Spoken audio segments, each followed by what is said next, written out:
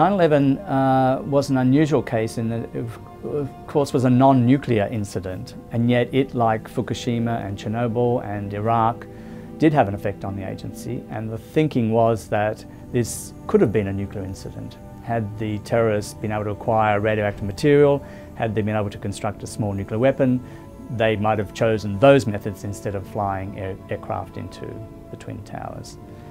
So it actually sparked a lot of creative thinking about what terrorists might be doing in terms of the nuclear issue and whether nuclear terrorism was a real threat or not. And many experts, including those here at the Belfer Center at Harvard, have concluded that it is a very real threat.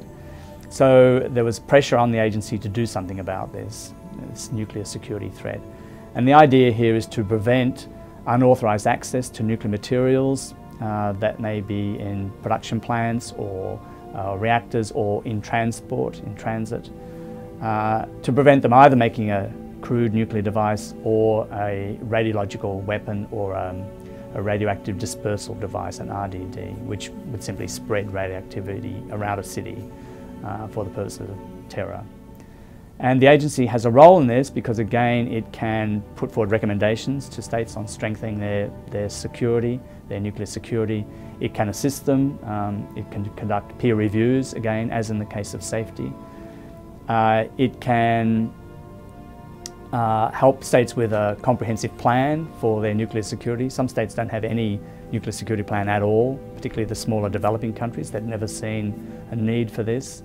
But you can imagine that in terms of smuggling nuclear material, you only need a couple of countries who are the weakest link, and that becomes a global threat.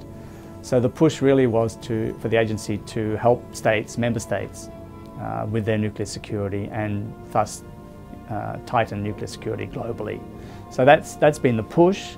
Unfortunately, like nuclear security, there's nothing mandatory about this for states. So everything the agency can do is voluntary. We do have a couple of nuclear security conventions, the Convention on the Physical Protection of Nuclear Material, and the agency helps implement that. There is an amendment to that treaty which has not yet come into force, despite 9/11. So again, it is a rather slow-moving picture. The agency have been given various additional responsibilities and roles, but it's nothing like nuclear safeguards. It's not compulsory, it's not mandatory, there are no penalties, there's no monitoring, no verification as there is in the safeguards area. So as in the case of nuclear safety, nuclear security is, in a sense, not quite as robust as the non-proliferation area and not subject to the same checks and verification and attention as nuclear proliferation. It's becoming increasingly important in the agency's agenda. There is something of a problem in that nuclear security is not mentioned in the IAEA statute, the governing statute of the agency. And some developing countries are saying, well, this is not really the agency's business. This should be done elsewhere. We've had a series of nuclear summits. The current one in Seoul has just ended. The first one was in Washington, and there was one in Seoul, and there's one to be in the Netherlands in a couple of years. So that, in a way, has taken the attention away from the IAEA, even though the summits will mention the agency in their communiques and will encourage it to do good work. In a sense, the agency is sharing authority and attention on this issue with these summits. So the agency really has to struggle to make its mark in this field, and my hope is over the years that it will.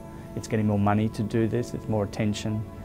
But fundamentally, I think states have to change their attitude towards nuclear security and not regard it as so secretive that they can't cooperate on the issue, and not so secretive that they can't share lessons learned with the agency, and be confident enough to accept peer reviews and criticism, as is in the case of other areas. We need the agency because the agency is the only multilateral body in this field. It has the credibility and the legitimacy that other bodies won't.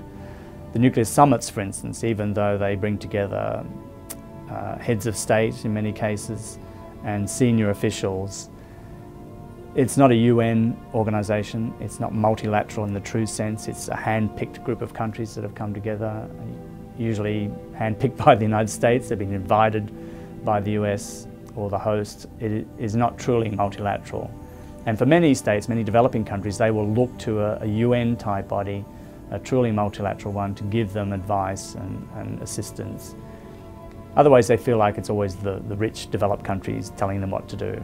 So a multilateral organisation like the IAEA is perfect in dissipating those fears and creating the possibility for assistance to be received without strings attached, and it's done on an independent, unbiased basis. So that's why we need the agency to be involved in nuclear security, particularly because many states are suspicious about the nuclear security issue anyway. They think it's about Western states trying to control them and interfering in their sovereignty. So the agency is a good go-between between those who want to provide assistance and provide funding and those who really need to receive it.